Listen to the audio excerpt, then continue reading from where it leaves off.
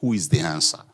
When we say Jesus is the answer for the world today, above him there's no other.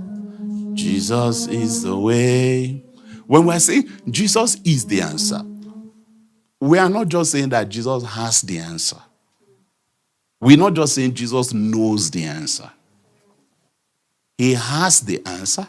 He knows the answer. But we're saying something much deeper than that. We are saying that Jesus is the answer. The same way we say he is the way. He is the truth. He is the life. It's not just that Jesus knows the way. He is the way. It's not that he knows the truth. He is the truth. It's not that he knows the life. He is our life. Right? In the same way, Jesus is the answer.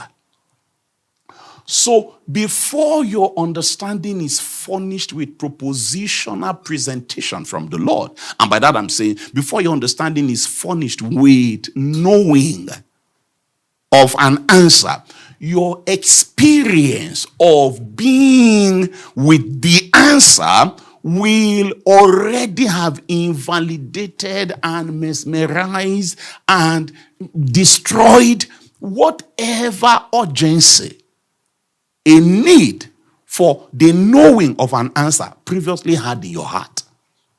You are going to realize that you now have superior answer. Hello? The inferior answers that are so big in your conception now, they are going to be resized when you finally embrace he that is the answer. And I've given you that example before. It is how a little boy is in a dark room, is in a room all alone, and then if you are not in Nigeria, you may not understand. But in this part of the world, you know, light trips off, electricity supply fails. And so in Nigerian language, NEPA does what NEPA does, okay? To tell you how terrible they are and how much nothing has changed. It's been over a decade since NEPA died officially. But the thing is still called NEPA because there has been no need. Who has time to be calling, what is PHCN? What's the point? JD, whatever. Who cares? It's like soldier go, soldier come, barrack remains. So come on. So we still call it NEPA, right? So you have a child in a room and then suddenly there's light out, there's blackout, and the child begins to cry because he's all alone in the room. And as a parent, sometimes in order to help, you just step into the room without even getting any source of light. Maybe you want to come pick the boy from the room or whatever. So you just step into the room and then you say, James, why are you crying? Stop crying. I'm here. The moment James hears that you are here, naturally, the cry starts to go down. Because you are now in the room.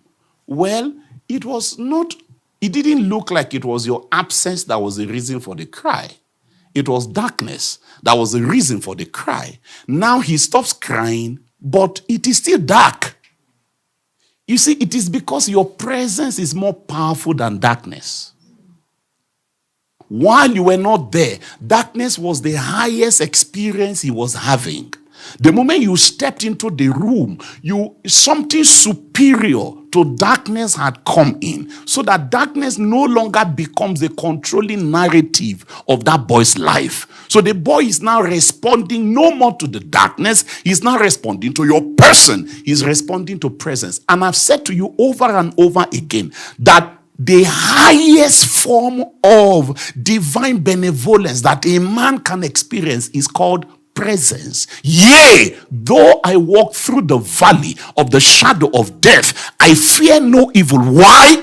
Presence. For thou art with me.